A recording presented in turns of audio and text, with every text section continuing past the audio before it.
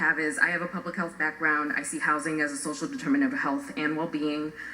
We have a lead initiative. Almost 90% of Boston's housing has lead paint.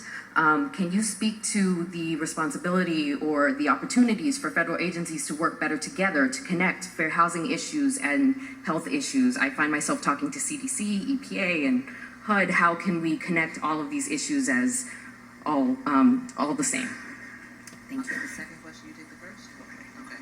So I'm no agency whisperer, so I don't really know how you work together more efficiently with agencies, but those are both really excellent questions. And just taking a stab at the second one, I really do think that drawing these connections, are just absolutely imperative. And one of the things that I think was most revealing and illuminating about the Thompson versus HUD case was some of the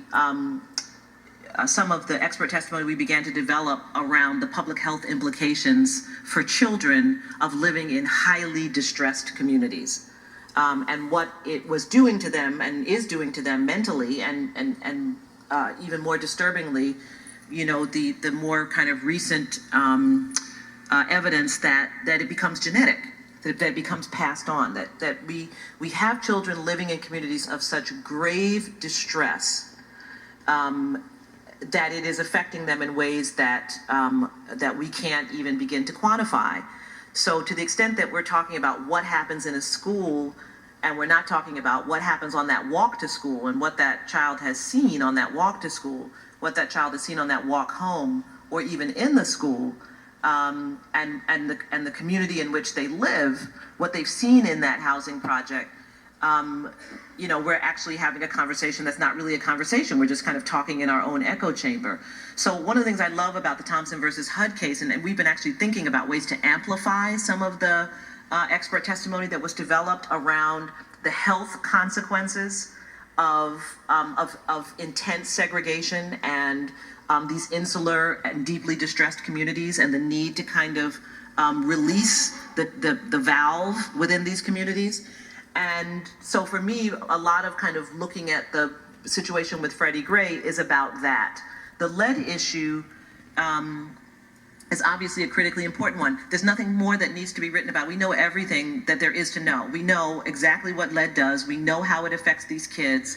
And rather than see this as a litigation matter, it needs to be reordered again as a critically important public health matter that has to be dealt with. This again goes to the issue of will and investment. When the movement developed and decided that we're going to get lead out of gasoline, we got lead out of gasoline. For a while, I used to be involved in cases suing tobacco companies for a while. It was a litigation matter, and then it became a public health, and we made decisions about what was going to happen around cigarettes, and we did it. And so it really is about will and policy. And again, just as I said in the prior answer, that's you and me, because some of it is about what we make you do, right? Which is our own activism, our own ability to gather allies and to, elevate these issues so that they become critically important ones with our elected officials and other leaders. But the other is the will of those in agency positions who can see the connections that you make to figure out how you're going to break through the silos between these different agencies to be able to holistically look at them. And I know that you all have a number of interagency groups that are doing that. I know you're doing that around Baltimore. I really encourage that. I think that's so important to bring all the different actors to the table and for people to figure out what's their piece and how those connections happen.